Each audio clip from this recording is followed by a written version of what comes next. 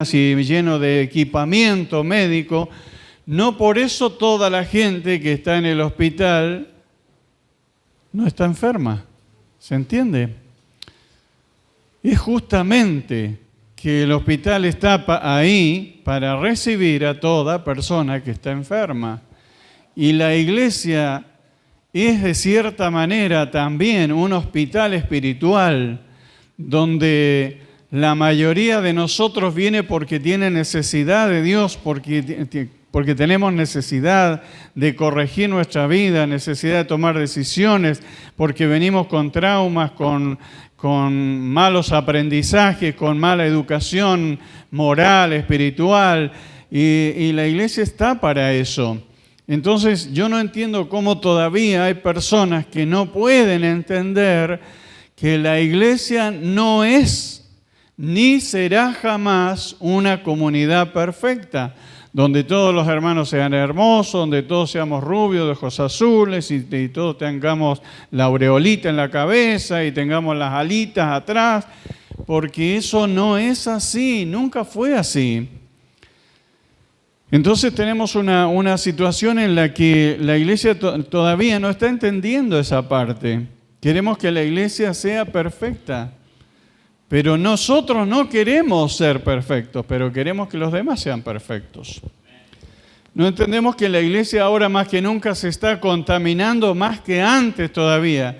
Al contrario, en lugar de ser mejor y de estar más perfeccionada y de ser un lugar de más santidad, porque este no es un convento, no es un monasterio donde solamente está lleno de sacerdotes orando. No, es una comunidad de personas reales. Entonces, al contrario, la iglesia de hoy está más contaminada que antes. Fíjense ustedes qué interesante cómo los pecados contaminan todo. Y la iglesia no está ajena a estar contaminada. Cuando Adán pecó, cuando Adán desobedeció a Dios, ahí en el huerto de Edén, Dios le dijo: por culpa del pecado, ahora la tierra va a producir espinos y abrojos. Desde ese momento en adelante, ese lugar que era perfecto, que era el Edén, que todo estaba bien ahí, que era un ambiente perfecto para vivir, se empezó a contaminar por el pecado de ellos y la tierra empezó a dar malos frutos y los animales empezaron a ser violentos y comenzaron las infecciones, las enfermedades, los virus, las bacterias a inundar toda la tierra. Y no solamente en lo material, sino que también en lo espiritual, porque la influencia del pecado, la influencia también es espiritual. Y desde ese momento en adelante comenzó a cohabitar el hombre junto con el pecado, cosa que antes no ocurría. Tuvieron que ser expulsados del Edén porque ya no merecían estar en el Edén, porque era un lugar perfecto. Entonces, desde ahí en adelante el pecado tiene una influencia y nosotros a veces no queremos ver la influencia que hay en el pecado. Cuando Caín pecó y mató a su hermano, comenzaron los homicidios, comenzaron las guerras, comenzó el odio interracial, el odio entre hermanos, las guerras, todas esas cosas. Cuando los ángeles caídos vinieron y concibieron con las mujeres, como dice la Biblia, comenzó la degeneración genética del hombre, del ser humano. Aumentó mucho más la maldad del ser humano. Cuando Coré se rebeló contra el Señor y se rebeló contra Moisés, introdujo el espíritu de rebeldía en el pueblo de Dios. En un pueblo escogido, en un pueblo que estaba separado solamente para adorar y para servir a Dios, ya comenzó a ser un pueblo rebelde, un pueblo lleno de odio, lleno de maldad. Cuando Miriam también introdujo el chismerío contra Moisés, contaminó el sacerdocio, contaminó la estructura la estructura espiritual, la estructura sacerdotal, la estructura levítica, la estructura que debía ser santa, ella introdujo la contaminación también a ese ámbito de la actividad humana, de la actividad, si se puede decir, del reino de Dios. Entonces el pecado no es una cuestión individual. No es que mi pecado solamente me va a afectar a mí, porque si yo peco, no tiene por qué afectarle a otras personas. El pecado indeleblemente va a afectar a nuestro entorno. ¿Se está entendiendo, hermanos, esto? ¿Alguien puede decir amén? Indefectiblemente va a afectar a nuestro entorno. Si yo peco, voy a contaminar a mi esposa, voy a contaminar a mis hijos, voy a contaminar mi hogar. Porque el pecado no es una cuestión individual. Siempre va a afectar, por más que a veces esos pecados sean íntimos. Entonces es un poco lo que decíamos en el domingo pasado con el tema de la Santa Cena. Cada uno tiene que ver, no es que nosotros juzgamos ni le decimos usted puede, usted no puede, usted sí puede, usted va a poder mañana. No, porque es algo íntimo y personal, no tienen por qué enojarse con nosotros cuando decimos que nos revisemos, que nos arrepintamos y que cambiemos, porque y algunos se autocensuran por demás, ¿no? Pero está bien de alguna manera que nos examinemos porque ese es el mandato del Señor. No que nosotros le juzguemos, sino autoexaminarse para ver hasta qué punto nosotros también somos agentes de contaminación. Y eso ustedes se van a ofender con eso si yo les digo, se van a enojar. Pero es verdad, cada acto que nosotros hacemos en contra de Dios y que nosotros pensamos que es nuestro, va a afectar a los demás. Les va a afectar de una o de otra manera porque el pecado abre puertas. Si alguno de mis hijos en mi casa simplemente abriera su celular y comenzara a ver cosas que no debe ver y a escuchar cosas que no debe escuchar, abre las puertas para que entren demonios, para que entren espíritus malignos y comiencen a cohabitar. Probablemente primero ahí en su dormitorio y después a afectar y cohabitar en el resto de la casa. Los pecados no son individuales. Todo afecta, hermanos, todo afecta y también lo que nosotros hacemos puede afectar a la iglesia. Porque ustedes dicen, ¿en qué puede afectar que yo ahora me vaya para el carnaval, ¿no? Que yo de aquí me vaya derecho para el carnaval, ¿no? Y obvio que va a afectar, hermanos, obvio que va a afectar.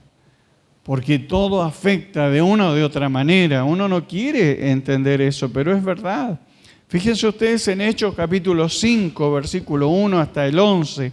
Algo que parecía ser un acto de generosidad, algo que parecía ser un acto, digamos, para aplaudir a este matrimonio, viene a ser un acto de oposición contra la obra de Dios. Dice, pero cierto hombre llamado Ananías, con Zafira su mujer, vendió una heredad. Y bueno, ellos tenían pensado dar el dinero ese a la obra de Dios, no a los apóstoles, a la obra. Y también desprendámonos de esa horrible idea que el mundo ha creado de que la plata es para los pastores, porque el dinero, los recursos o lo que es para la obra del Señor. Entonces, estas personas sí tuvieron esa intención, pero ¿qué pasó? Cuando tuvieron el dinero en su mano, dice que sustrajeron del precio, sabiéndolo también su mujer, trayendo solo una parte, puso a los pies de los apóstoles. Y dijo Pedro, Ananías, ¿por qué llenó Satanás tu corazón para que mintieses al Espíritu Santo y sustrajeses el precio de la heredad? ¿Cómo es posible que Pedro le haya dicho esto? Si uno a veces solamente lo único que quiere es motivar a confiar en el Señor para que la gente tenga bendiciones en su vida, en su casa, imagínense, se enojan. ¿Cómo no se van a enojar o no van a reaccionar mal estas personas, Ananías y Zafira? Porque dice, ustedes robaron Pero ¿qué hemos robado si nosotros vendimos y traemos lo que queremos dar? Robaron en el sentido de que ellos habían ofrecido una cosa y después trajeron otra. ¿Se entiende, verdad? Entonces, eso es robar porque se comprometieron con una cosa con Dios y después salieron haciendo otra cosa. ¿Sí? Esto, fíjense ustedes, esta situación que capaz que si le pasa a uno le diría, bueno, hermano, ya está bien, usted haga como quiera. Capaz que uno lo pasa por alto, pero Pedro lo frena inmediatamente a ese matrimonio antes que den esa ofrenda y le dice, ustedes mintieron al Espíritu Santo porque han hecho esto. Entonces, dice, podrían haberla retenido, le dice el apóstol, y no traerla. Reteniéndola no se te quedaba a ti, vendida no estaba en tu poder. ¿Por qué pusiste esto en tu corazón? No es Pedro el que está juzgando ni trayendo sobre ellos una carga mayor. Es hacerles ver a ellos el pecado en el que han incurrido. No has mentido a los hombres sino a Dios. Al oír Ananías estas palabras cayó y expiró, y vino un gran temor sobre todos los que oyeron. Y levantándose los jóvenes vinieron y sacándolo, lo sepultaron. Pasado un lapso como de 3 horas sucedió que entró su mujer no sabiendo lo que había acontecido. Entonces Pedro le dice, dime, ¿vendiste en tanto la heredad? Y ella dijo, sí, claro, se habían puesto de acuerdo para mentir. Entonces, y Pedro le dice, ¿por qué conviniste en tentar al Espíritu Santo? No a Pedro, hermanos, no a Pedro, no a la iglesia, no a los demás apóstoles, al Señor.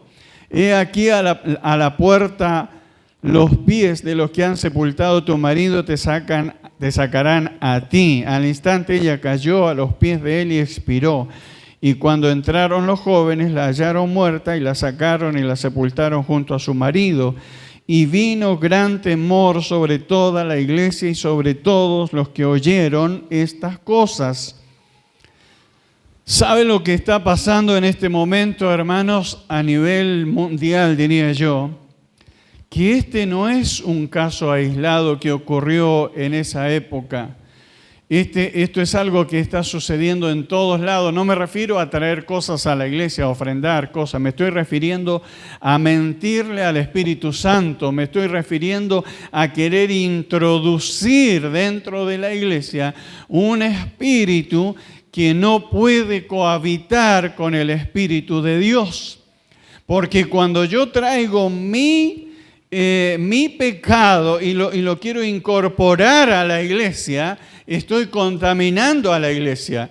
Lo que hace el Espíritu Santo aquí es frenar un espíritu que se quería introducir en la iglesia para comenzar a degenerar la obra ya en sus comienzos.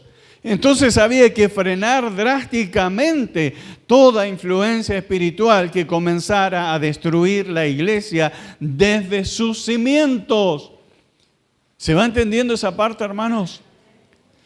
Pero ¿qué es lo que ha pasado? Ha fracasado nuestro intento, nuestro deseo de frenar la contaminación en la iglesia.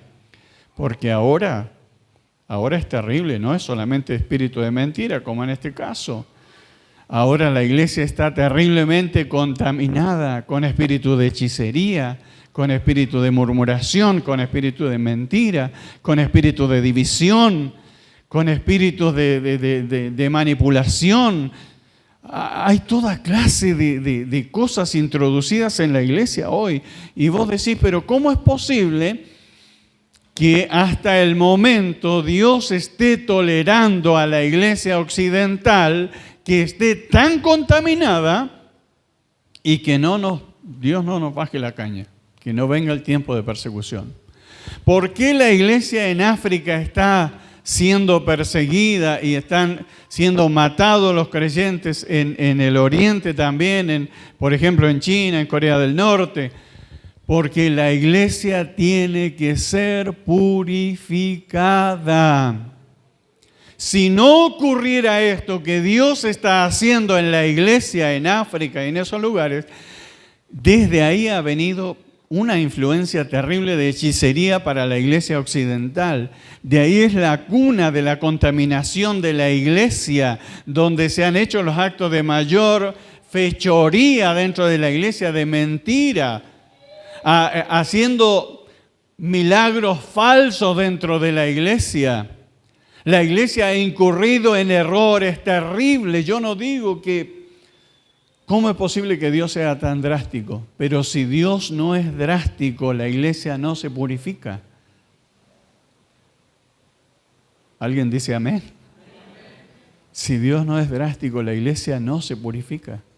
Todo esto que está ocurriendo es porque Dios tiene que purificar a la iglesia para ser arrebatada. Porque no hay arrebatamiento sin santidad. Pero nosotros esperamos un reino celestial, aplaudimos el reino celestial, pensamos que vamos para allá, pero no estamos entendiendo que nosotros mismos somos aquellos que están contaminando la iglesia y retrasando la segunda venida de Cristo e impidiendo de alguna manera que la iglesia pueda ser levantada. La murmuración secreta, la queja, el enojo constante, la manera en que nosotros nos referimos a nuestros hermanos, la manera en que nosotros nos queremos manejar dentro del ámbito de la iglesia, el culto al orgullo que hay dentro de la iglesia cristiana en esta época, es tremendo. Va a llegar un tiempo en que Dios tiene que purificar a la iglesia occidental. Buscad por favor 1 Corintios capítulo 5, versículo 11. 1 Corintios 5. En ese tiempo cuando la iglesia comenzaba ahí en Asia Menor, en Europa, en esos lugares donde la iglesia comenzó su trabajo, ahí vemos otro caso terrible. Un caso de inmoralidad dentro de la iglesia. Parecería que hasta ahora no se había visto algo tan grave dentro de la iglesia como un acto de inmoralidad sexual, porque la iglesia estaba en sus inicios y los miembros eran muy poquitos y cada iglesia se conformaba de 10, de 15, de 20 miembros.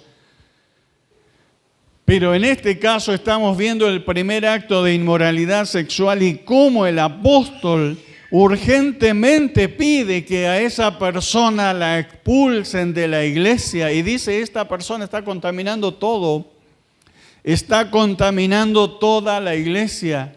Si nosotros toleramos esto, vamos a tener que después tolerar todo dentro de la iglesia. Hay que frenarlo.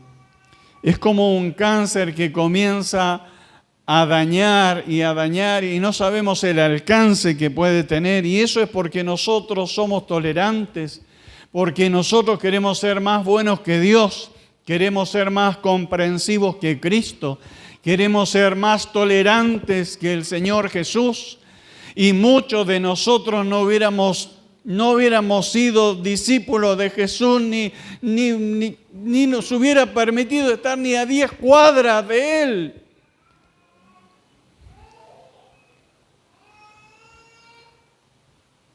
Y ustedes se van a enojar conmigo, estoy seguro que se van a enojar conmigo.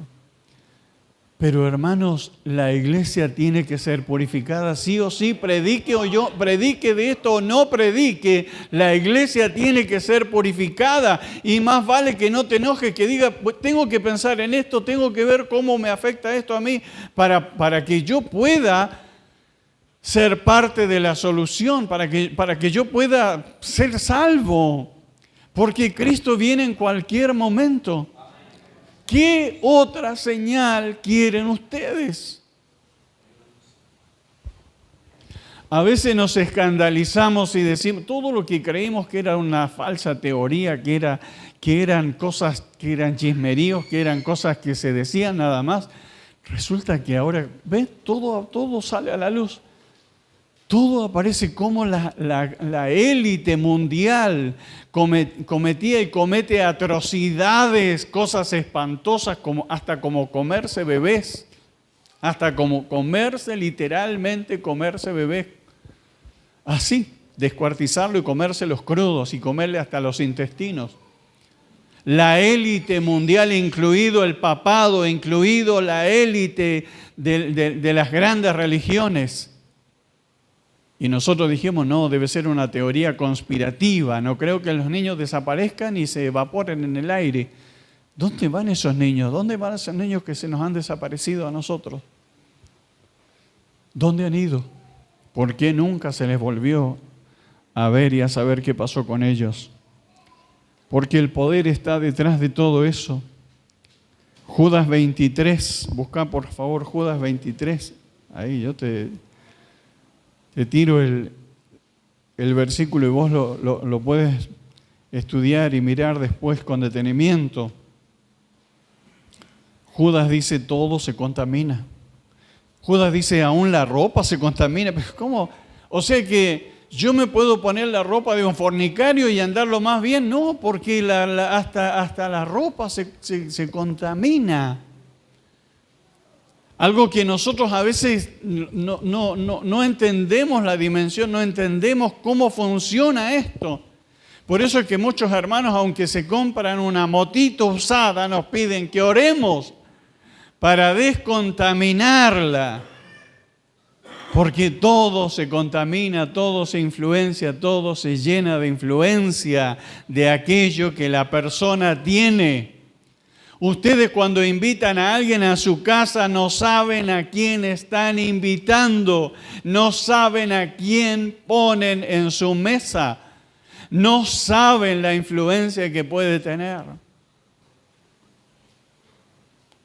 Cuando ustedes se juntan con personas, cuando ustedes van a esas fiestas, a esos cumpleaños, a todas esas cosas y conviven y comparten y se sientan a la mesa con otras personas, Judas diría, hermano, no lo haga porque...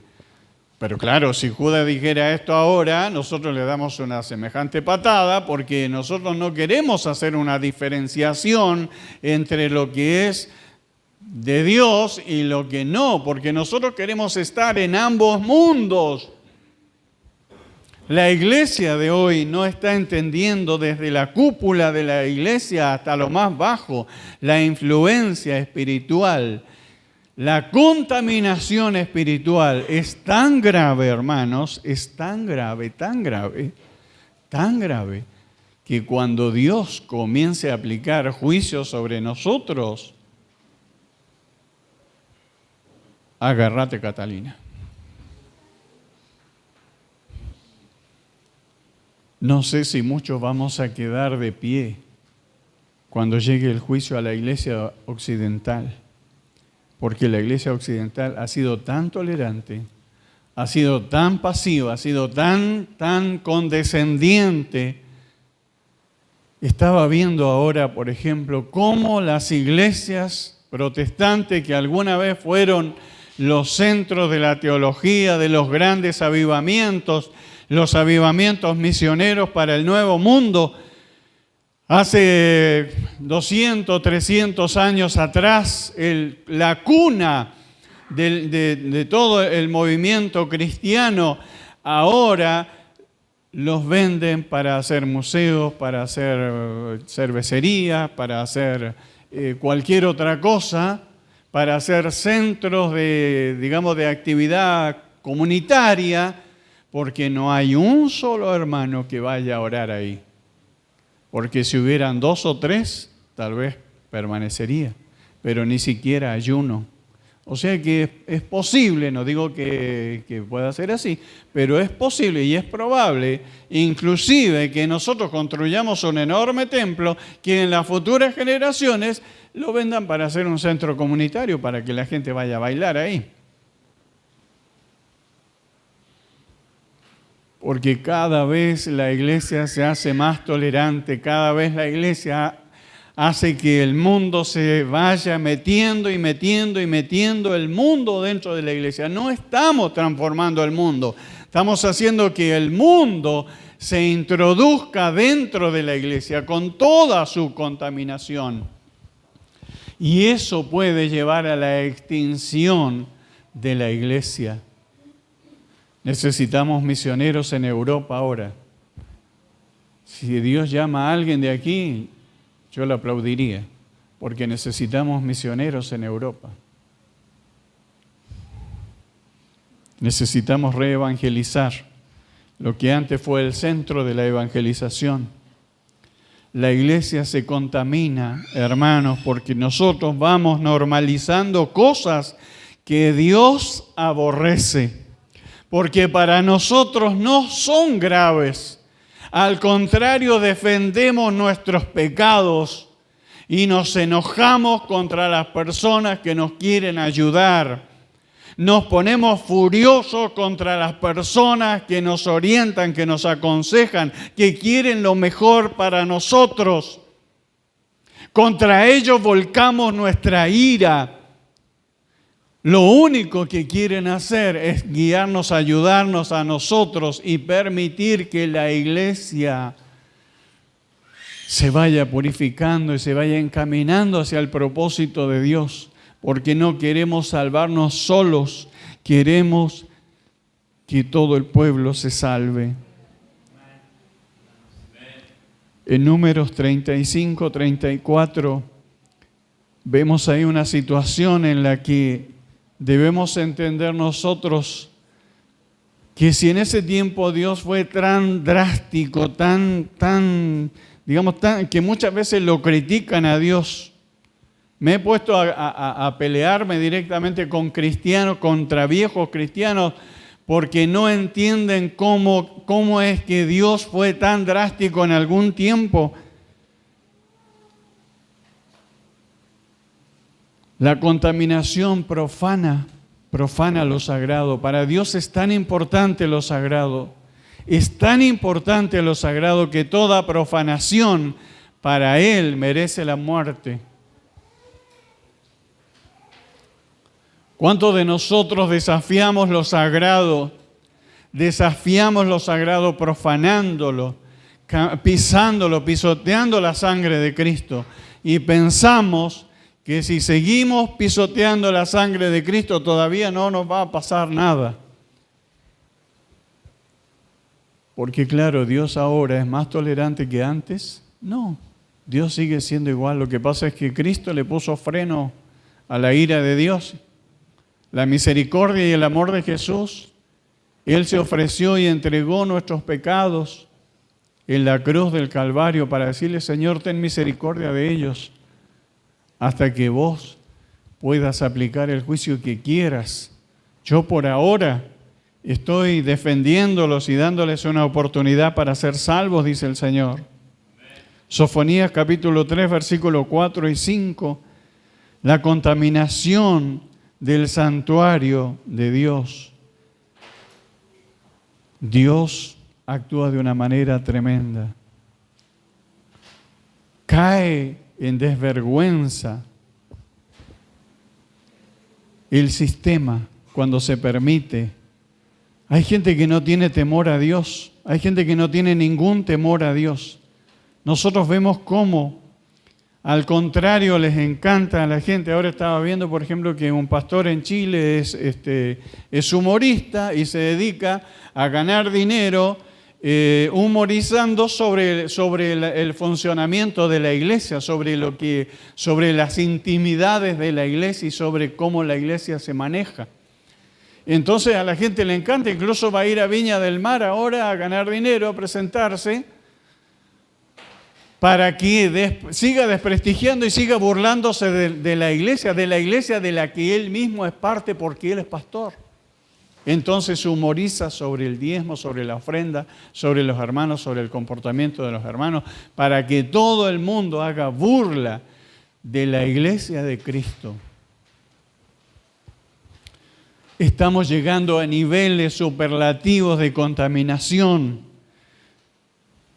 Estamos llegando a niveles donde realmente es inaceptable Mateo capítulo 15, versículo 11, versículo 18, Jesús le dice a los discípulos, muchachos, ustedes pueden comer lo que quieran, hasta chanchitos si quieren pueden comer. El problema no es lo que coman, el problema es lo que ustedes, lo que salga de su boca, lo que está adentro del corazón, de lo que nosotros hablamos, de lo que nosotros nos nutrimos, de aquello que nosotros...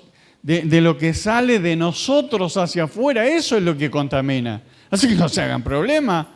No se hagan problemas si no se lavan las manos y van a comer trigo en el campo, porque obviamente no había todo el sistema de higiene que hay en este momento. Jesús les dice, muchachos, desde adentro está la contaminación. Jesús quería proteger el interior. Jesús quiere proteger el interior de cada uno de nosotros. Quiere proteger su templo que eres vos. Jesús manifiesta su enojo, su ira, cuando se contamina su templo. Ahora a Jesús ya no le interesa el templo ese que alguna vez se edificó como un altar para Él y no le interesa si la gente va y llora ahí en el muro de los lamentos y eso ya, a Dios ya no le importa. Lo que le importa es tu corazón, cómo está tu corazón. El Señor quiere habitar en tu corazón, quiere complacerse en tu corazón. El Señor quiere cuidar tu corazón, pero ahí en tu corazón es donde tienes que cuidarlo, porque cuidarlo depende de vos. No depende de Dios. Que yo abra puertas para el pecado, para la contaminación y que de mi corazón salga el pecado, salga la maldad y esa maldad afecte todo lo que está a mi alrededor, todo lo que pueda tocar, todo lo que pueda ser mi ámbito de influencia, ya me corresponde a mí. Por ahí hay personas que se enojan cuando uno les dice, hermano, usted póngase a cuenta con el Señor, porque no sabe el alcance que puede tener para usted y para sus generaciones el tener puertas abiertas, el dejar puertas abiertas, porque nosotros abrimos puertas enormes.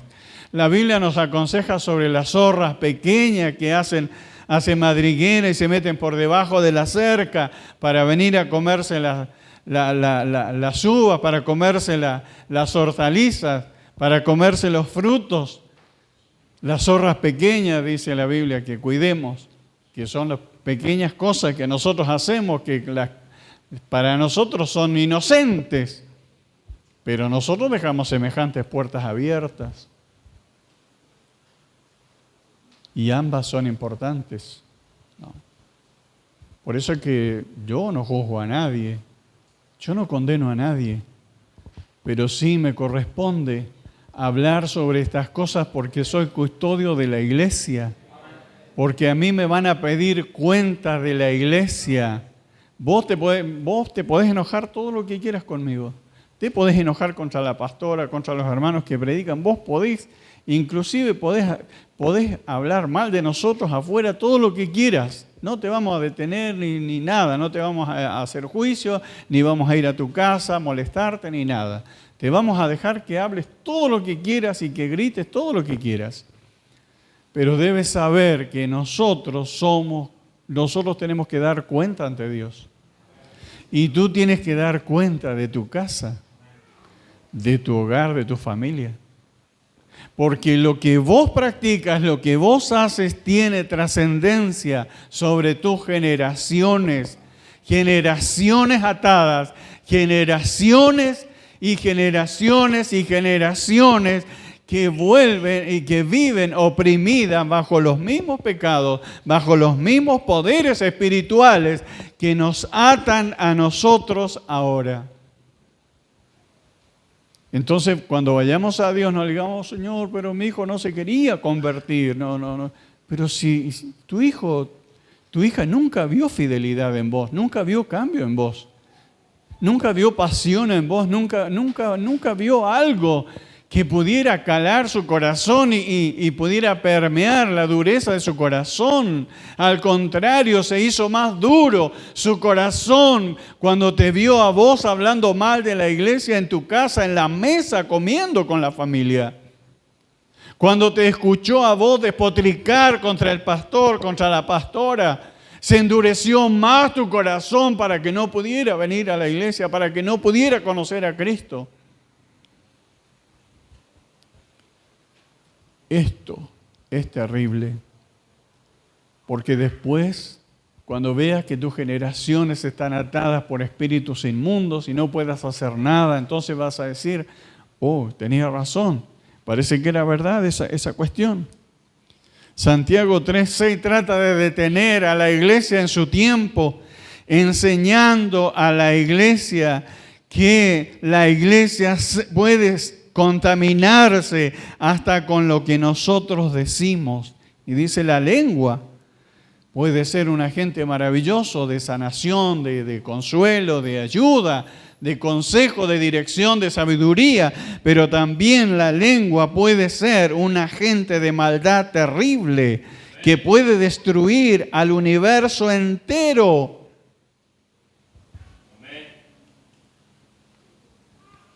¿Cómo es posible, hermanos, que nosotros no tengamos temor a Dios? La iglesia occidental se está muriendo. La iglesia se está muriendo por dentro. Se está llenando de cáncer por dentro.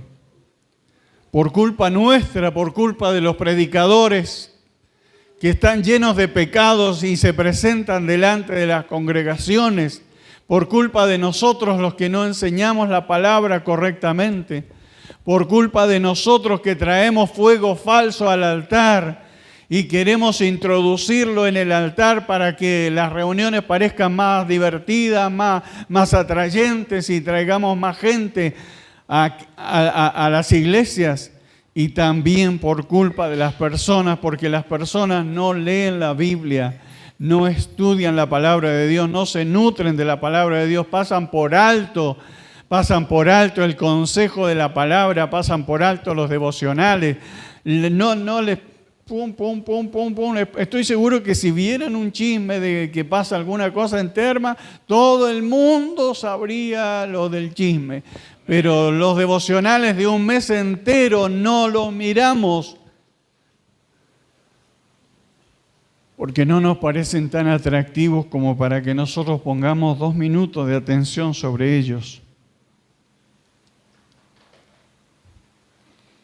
Obviamente que hay personas que no queremos una iglesia contaminada, porque la iglesia que Cristo quiere es una iglesia pura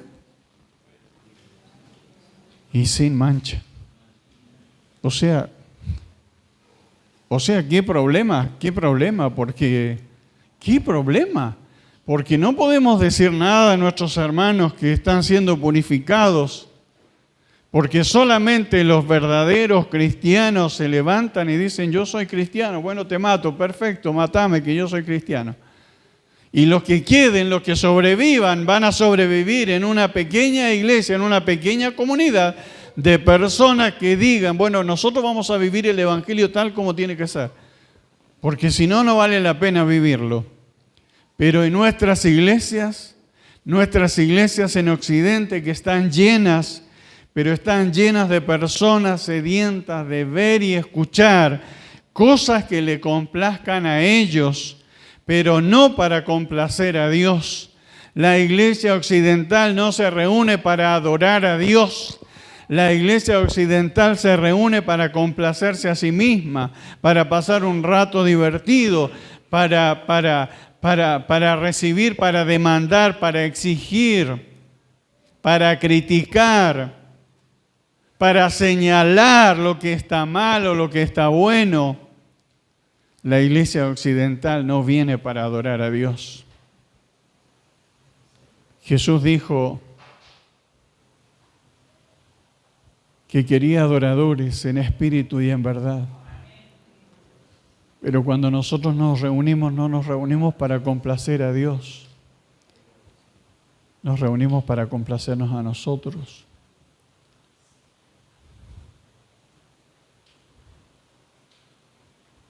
para mitigar a veces nuestras conciencias por un rato, para decir, oh, qué lindo que estuvo la reunión porque lloramos un montón, porque no había aire acondicionado y no había ventilador ni nada, así que transpiramos un montón, hicimos mucho ejercicio.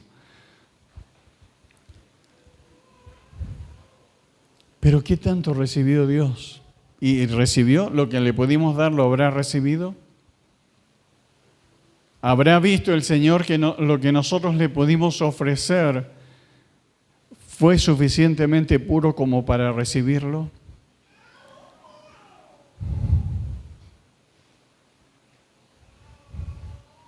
Yo estoy obligado, hermanos, a hablar sobre esto porque me preocupa.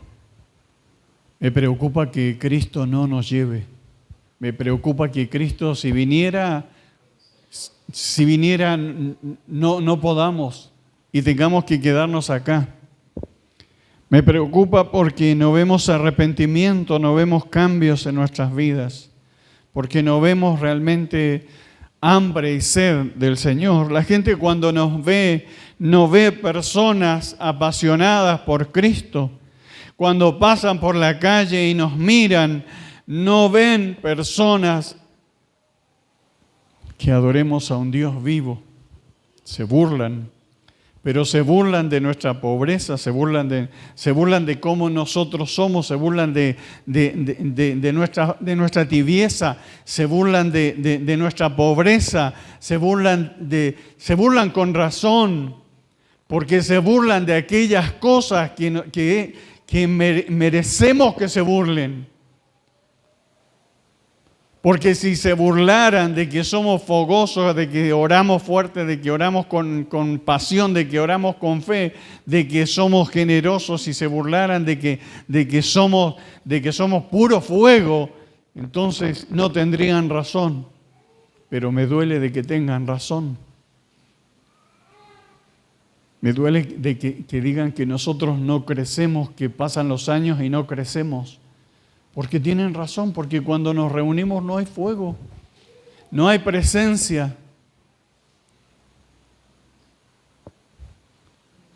Porque no estoy hablando de estar emocionados y de llorar mucho, estoy hablando de la presencia de Dios cuando vos sientes que algo sobrenatural ha invadido tu corazón. Y no estoy hablando de un estallido de emociones, estoy hablando de eso que es indescriptible para aquel que siente la presencia del Señor en su vida.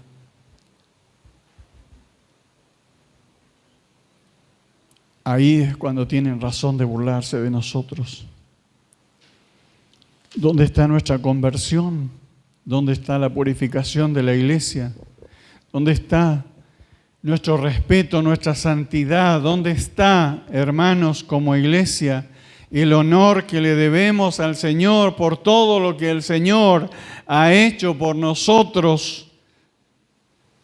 ¿Dónde está nuestro compromiso por la sangre derramada en la cruz del Calvario?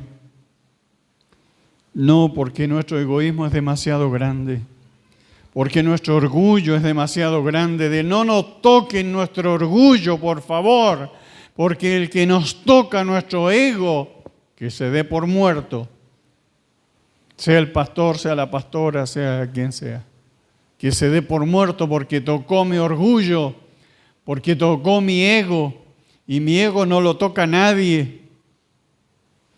Cuando la iglesia debería ser un lugar de arrepentimiento, un lugar de contrición, un lugar donde nuestro llanto sea verdadero. Pero no hay llanto verdadero, no hay llanto verdadero por las almas que se pierden, no lo hay. No hay esa pasión por las almas perdidas, porque no vamos. Y me doy cuenta porque no vamos.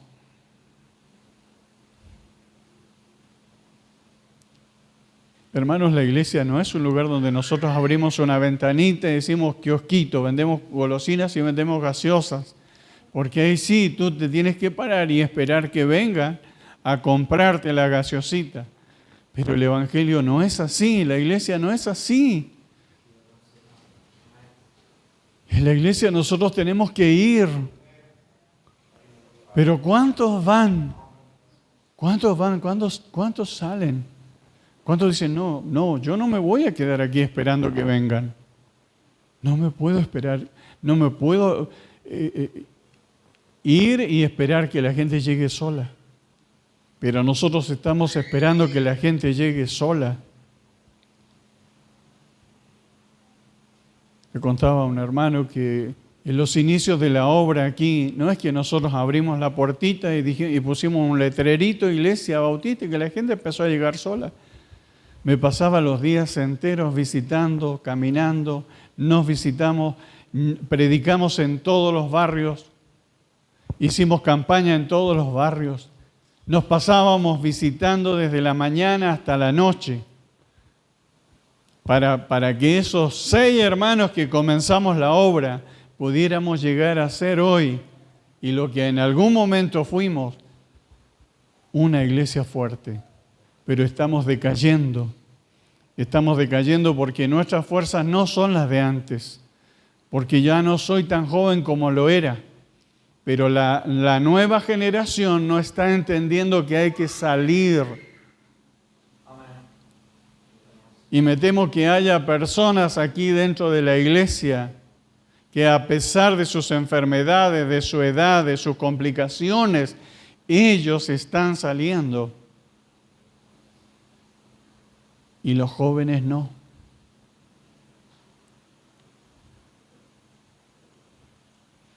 Todo se influencia, hermanos. Todo se influencia. También se puede influenciar con lo bueno. También se puede influenciar con el ejemplo. También se puede influenciar nuestro entusiasmo, nuestra pasión. También se puede influenciar con nuestra fidelidad al Señor. También se puede influenciar con nuestra integridad, con nuestra conducta delante del Señor, con nuestra humildad de aceptar la palabra, de aceptar a los hermanos, de aceptar la corrección y decir, sí, tiene razón, estoy en pecado y necesito cambiar. Y sabe, me cuesta cambiar y digo, sí, yo voy a la iglesia y digo, sí, voy a cambiar. Y después vuelvo a fracasar porque si lo dice, si lo confiesa, ya es un gran avance. Pero si se pone en rebelde y dice, no, yo te odio, porque esto, que por qué me están juzgando, que por qué voy a la iglesia y me vuelven otra vez y me vuelven otra vez. Y me vuelven a pegar otra vez. Siempre vas a reaccionar hasta que aceptes y digas, tiene razón. Yo soy el que tengo que cambiar. Yo soy el que tengo que aceptar la palabra, la corrección. Yo soy el que tengo que arrepentirme. Yo soy el que tengo que cambiar. Yo soy el que tengo que tomar la decisión. Porque ya me lo han dicho tantas veces y nunca quise escuchar. Y ya no puedo ir a la presencia de Dios si Dios me llamara. No puedo ir a la presencia de Dios y decirle que no me han dicho, que no me han corregido, que no me han hablado y que no me dijeron lo que era correcto. Y no me dijeron que podía hacer tanto daño a la iglesia con mi conducta personal. Nadie me dijo eso. Yo pensaba que mi pecado solamente me afectaba a mí, pero mientras estuve en la iglesia se dolió. Aunque nadie se quejara, aunque nadie gritó, aunque nadie lloró, aunque nadie vino a mí a decirme que le dolía mi estado, yo no supe hasta qué punto estaba dañando a mi alrededor. Y son los pecados que se ven y son los pecados que no se ven. Porque a veces nosotros señalamos y creemos que nos señalan por las cosas que se ven, pero ¿cuántas cosas están adentro de nosotros y no se ven? ¿Cuántas cosas nosotros sentimos, pensamos, actuamos en lo secreto y decimos esto no le va a afectar a nadie? Ni Dios me ve, ¿no? Pero que también dañan nuestra familia, dañan el entorno donde vivimos, dañan el ambiente, se afectan las paredes. de donde vivo, afectan hasta las mascotas con las que convivo. Todo se afecta. ¿Y cómo no se va a dañar la iglesia? Siendo la iglesia tan sensible como lo es el cuerpo, nada más y nada menos que el cuerpo de Cristo. ¿Sabe, hermano? ¿Sabe lo que va a pasar? Yo quiero que escuches esto con atención, por favor. ¿Sabes lo que va a pasar? Que la iglesia va a ser purificada. ¿Me oíste? La iglesia va a ser purificada. Eso es lo que va a pasar. Y va a pasar que te van a perseguir, que te van a correr de tu casa, va a pasar que te van a matar, va a pasar que te van a señalar, va a pasar que va a venir una tremenda persecución sobre la iglesia. Porque la iglesia tiene que ser purificada. Porque nosotros no entendemos a la buena, nosotros entendemos a la mala. Por eso es que la iglesia tuvo que ser perseguida el primer siglo, porque ni esto que sucedió ahí en la iglesia de Jerusalén, ni esto que pasó en la iglesia de Corinto, ni esto que pasó en otra iglesia, se frenó la contaminación. No se frenó la contaminación de la iglesia. Entonces el primer siglo vino una terrible persecución sobre la iglesia, donde Dios tuvo que separar a las ovejitas de los cabritos. Y ahí está el problema. Yo sinceramente les digo, no sé si estoy preparado para una persecución. Yo no sé si podría sobrevivir a una persecución y no sé qué tanta valentía tengo para sobrevivir o no sobrevivir a una persecución. Porque mientras todo esté bien y mientras todo esté perfecto, que venga nomás, que venga nomás. Pero cuando llegue va a ser tan doloroso, va a ser tan terrible, va a ser tan devastador, tan terrible va a ser. Viene la gran tribulación. Y ya Dios se ha encargado de hablarnos bastante sobre el tema. La gran tribulación, donde muy pocos van a quedar en pie. Y todo en lo que nosotros hemos invertido, todos nuestros intereses, todo donde está nuestro corazón ahora, donde nosotros le hemos apostado todo eso se va a acabar. Y no quedará piedra sobre piedra. El problema es si la iglesia sobrevive o no. Yo creo que sí. Algunos permanecerán, como siempre ha permanecido, a la guerra, a la persecución, a la matanza masiva de cristianos, a la persecución sobre la iglesia, a quitarle y expropiar las propiedades de la iglesia, a todas esas cosas que también nuestra iglesia tiene que pasar. Y gloria a Dios por nuestros hermanos que se han ido antes. Gloria a Dios por aquellos que descansan en el seno de Abraham en este momento y no han tenido que pasar por esas cosas. Que su vida cristiana pasó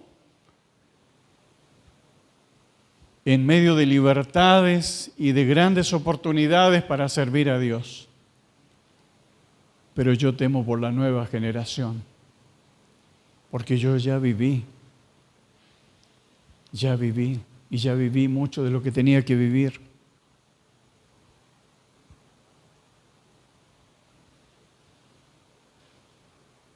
La iglesia será perseguida, hermanos.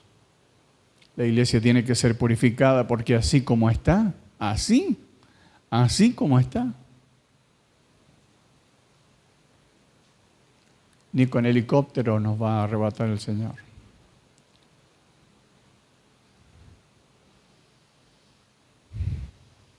Vamos a ponernos de pie, vamos a orar.